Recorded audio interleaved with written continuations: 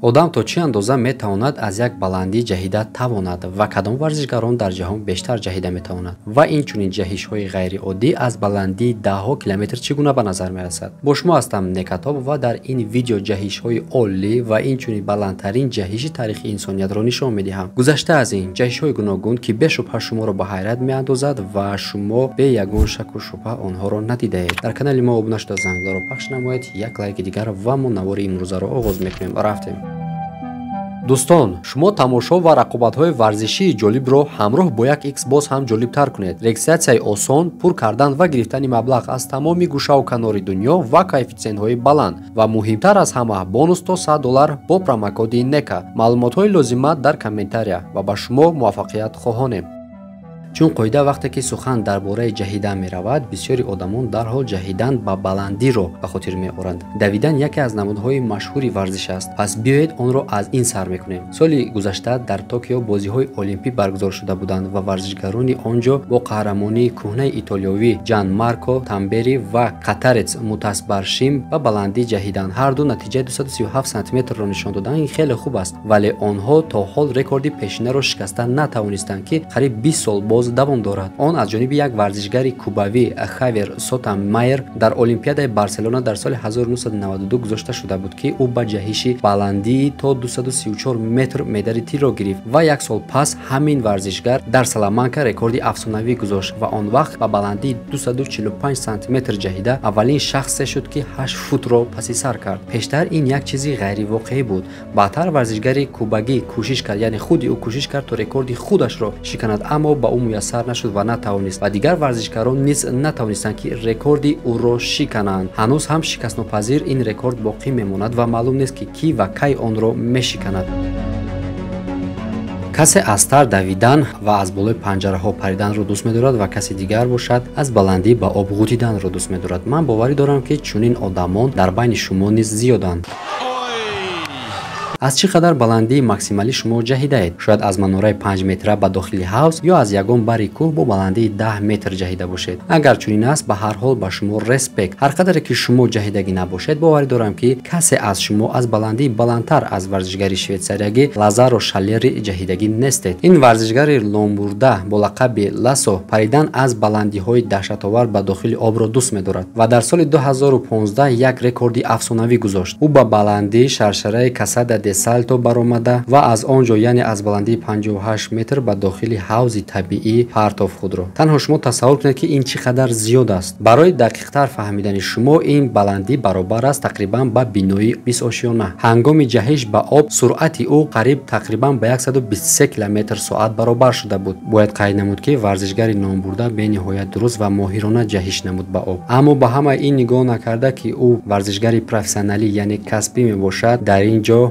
маҷрӯҳ шудан нагузашт. ҳангоме ки варзишгар бо суръати баланд ба дохили об даромад, як пояш зарби сахт хӯрд, аммо хушбахтона зинда монд. бисёри одамон пас аз ӯ хостанд, ки рекорди ӯро бишкананд, аммо шумо тайёр ҳастед, ки ба монанди ӯ ҷони худро ба зери хатар гузоред? аз ин гуна баландии ҷаҳидан ба дохили об як хатогии хурдакак метавонад, ки ба мусибате анҷом ёбад. ҳангоми аз баландӣ ба дохили об паридан бояд формаи худро дуруст дорӣ ва агар як хатогии хурдакак кунӣ, ё ин ки ба шикам, ё ин ки ба пушт, яъне ба тахтаи пушт ба дохили об занӣ, ин бениҳоят дарднок аст. шояд кадоме аз шумо чунин корро карда бошад ва медонед, ки чӣ қадар дарднок аст ва ҳатто метавонад, ки ба ягон мусибати нохуш анҷомад. ба ҳамаи ин нигоҳ накарда, бисёриҳо ҳатто аз баландии 11 метра худро дуруст дошта наметавонад ва маҳз бо шикам ё ин ки ба тахтаи пушт ба дохили об мезананд. ин ба монанди ҳамон аст, ки аз баландии тарбузро ба поён партоӣ. ба гӯш афсонавӣ ба назар мерасад, аммо ин факт аст. як варзишгари амрикоӣ махсусан бо шикамаш аз баландии 11 метр ба дохили обе, ки камакак ҳавзча буд, ба ӯ зад. албатта ин бениҳоят дарднок аст, аммо рекорди ӯро то имрӯз касе шикаста наметавонад ва зинда мондани ӯ ва ягон лаб нахӯрданаш, ин аллакай мӯъҷиза аст барои ин варзишгар. ӯ ин корашро якчанд маротиба такрор кардааст. дар ҳама ҷо ӯ ин корро мекунад. ба баландии манораи 11 метра баромада, аз он ҷо бо шикам худро ба дохили бассейни хурдака, ки дар поён аст, мепартояд ва дар ин бассейнчае, ки шумо мебинед, агар дар асл ӯ ба поён ки ба сар дарояд, ӯ ҳатман ҷароҳати вазнин мебардорад. зинда мондан буданаш зери суол меравад. Ягона роҳе ки ӯ дорад ин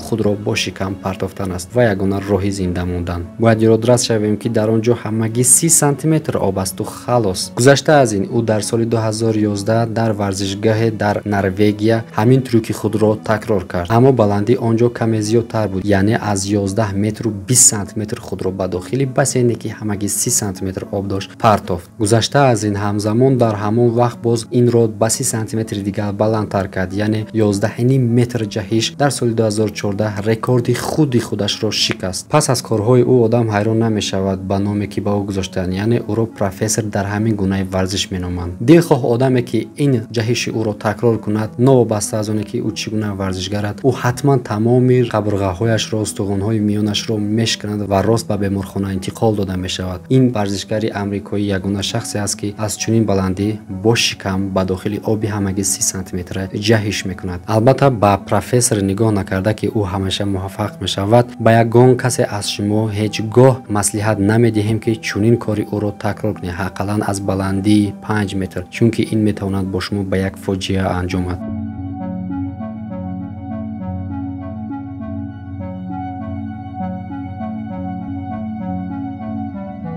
шумо метавонед аз баландии чандсад метр ё 1-2 километр ҷаҳида тавонед, аммо дар масъалаи ҷаҳидан аз баландии 39 километр чӣ гуфтанӣ доред? чунин ба назар мерасад ки ин имконнопазир аст. аммо Феликс Баумгартнер бо ин гап розӣ нест. дар соли 2012 вай бо пуфаки ҳавоӣ ба стратосфера баромад ва аз болои стратосфера ҷаҳид. ӯ муддати хеле тӯлонӣ, каме бештар аз 9 дақиқа сарф кард, ки аз он 4 дақиқаи 19 сонияашро дар афтиши озод сарф карда буд. суръаташ ҳангоми афтидан ба 1173 километр дар соат ташкил дод, яъне Феликс сади садоро шикаст дод. дар миёнаи парвоз ӯ парашюташро кушод ва соқу саломат ба замин расид. пас аз гузоштани якчанд рекордҳо якбора, ба назар чунин менамояд ки ин маҳдудияти имконияти инсонист, яъне касе наметавонад дигар рекорди ӯро бишканад. аммо не, ҳамагӣ якчанд сол пас рекорди Феликсро Алан Юстас шикаст дод. Алан ба баландии 41,4 километр баромада дар баландии максимум ба пуфаки ҳавоӣ баста шуда буд. ҳамон лаҳза гӯё бо ёрии дастгоҳи махсуси тарканда Аланро тилхолӣ кард ва ба монанди тир ӯро паронданд ва ӯ ҳамин тариқ ба афтиши озод даромад. вай суръаташ ҳангоми афтидан боз ҳам зиёдтар инкишоф дода шуд ва дар парвоз ба